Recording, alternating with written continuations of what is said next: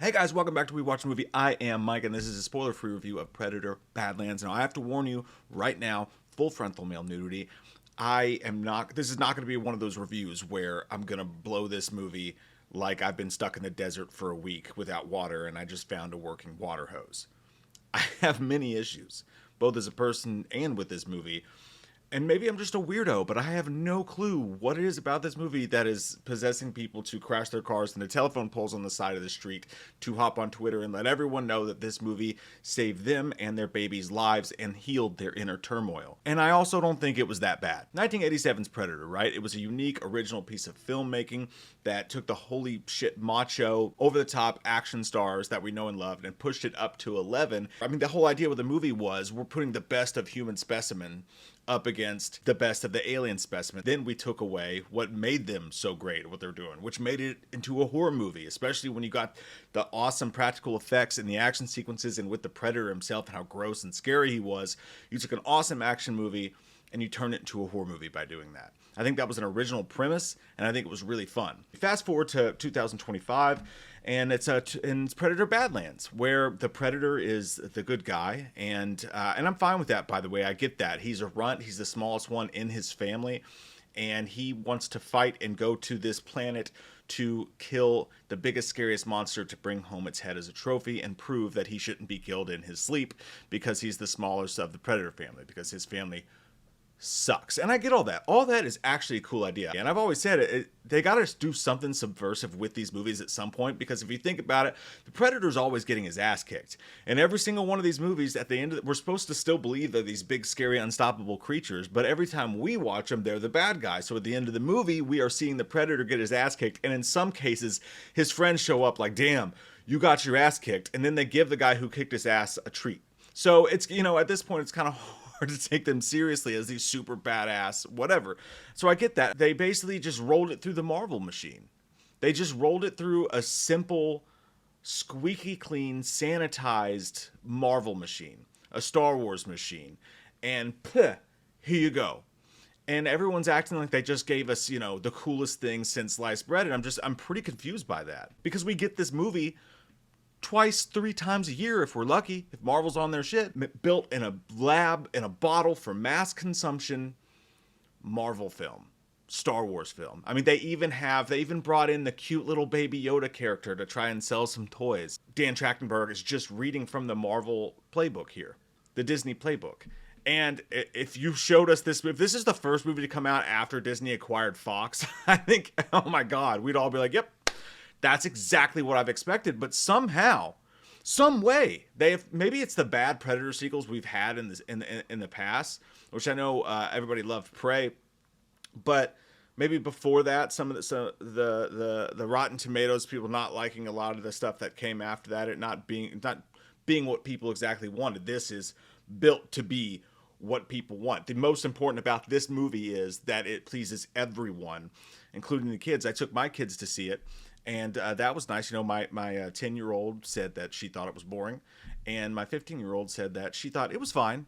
It's just a Predator movie for kids, basically. And yeah, I can't disagree on any fronts. And when I say boring, it does get boring at one point, in my opinion, because, there's a 10-minute scene where he fights a CGI tree branches, and there's a couple points where, like, man, this is not going to expand at all. This is the whole story. We're going to do this for a while. And let's go to the practical effects real quick. When you go to the practical effects, and again, I like the story. I like the idea about the Predator having to prove himself to a shitty family.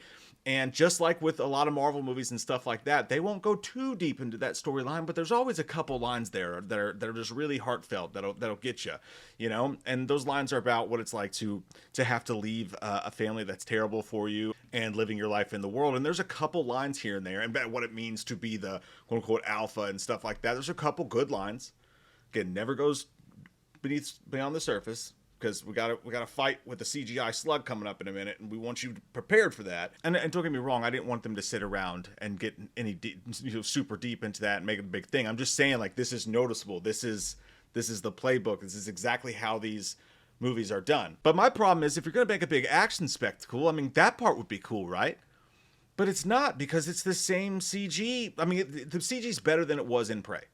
I'll give it that. Thank God. And they had a lot more money to make this movie with, too. The CG is better than I expected it to be, better than what is in Prey. But then you'll get to a scene and tell me why, when you have a piece of equipment that someone's using that was used in an 80s movie. I realize that these gigantic creatures that we use, you can't, obviously for some of them, I mean, they would have been back in the day, but yeah, obviously you can't for some of them. You have to be expected that the gigantic Yakatan monster is going to be at least in part CGI, if nothing else. It's fully, but when we're talking about a piece of industrial equipment that looked badass in the 80s when they used it, and it looks like absolute video game cutscene ass here. Just takes you completely out. The headlights look like they're underwater. They're so just fake looking. Headlights! We're talking about practice. We're talking about headlights. You can't just shine a light. I mean, something to make this feel like it's realistic to me. I'm sorry. That doesn't bother some people. Maybe I just watch too many 90s movies.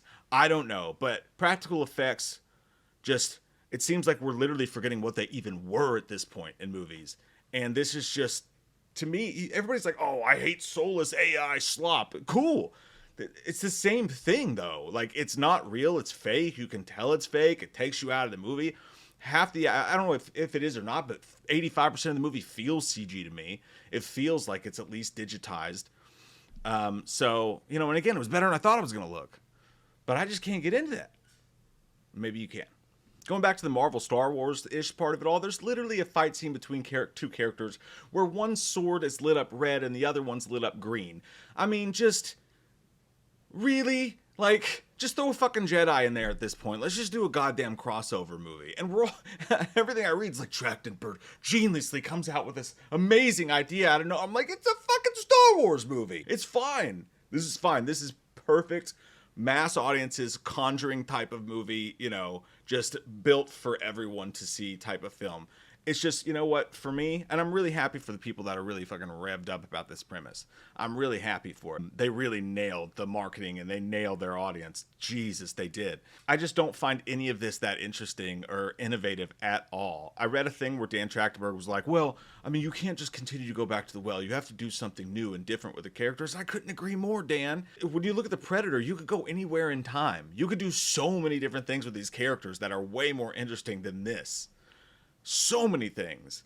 I agree that you can't do the same thing over and over again and that you have to be innovative, but this is not innovative. This is my point. This is just standard 2025 fare. It feels to me like the marketing has tricked people into having their IP watered down for mass consumption by studios and saying, thank you, please. May I have another? A universe even, perhaps? Thank you. And I'm not angry that this isn't some R-rated macho fest. Look, I knew it wasn't going to be that. I know those days are long gone. I prefer to just go back and watch the original movie, which I'll do, and I'll be just fine. I'll have a Coke and a smile. I also don't think this is some crazy pivotal culture war moment and people are getting so weird about things anymore. Virtue signaling on both sides over a PG-13 Predator movie is just fucking wild to me. And I also really don't understand why people are acting like this movie's the second coming of Christ. For me, it's a 6 out of 10. It's a perfectly serviceable CGI-infested action flick that everyone can go see and just kind of forget or whatever. It was fine. It was exactly what they wanted it to be, exactly what they wanted it to be. For me, that's not what I really want in a Predator franchise, but I guess I'm just gonna have to accept that's the way it is. Gone are the days where there was any edge to these movies or they felt dangerous in any way whatsoever, and this is the new frontier. But I'm glad everyone else is enjoying it. I'm happy for you. There's plenty of other stuff for me to get excited about and watch, and that's just, that's just where I am. Cool action sequences, gone. Horror, gone. Man versus Predator, in this story at least, gone. So, yeah. But Ellie Fanning was cute and adorable and very charismatic, and I liked her a lot. And I laughed a couple times. It was a nice little safe action romp. Predator. Badlands. I'm going to be reviewing Guillermo del Toro's Frankenstein, and I'm still watching it right now, by the way. I'm actually enjoying it a lot, so stay tuned for that review. Make sure you click subscribe. I love your all's fucking faces. What did you guys think about all this? Comment down below. Jay and I are filming a commentary for Patrons tonight. It might be Scream. We'll see what happens. I love your all's faces, and I hope you guys have a great day.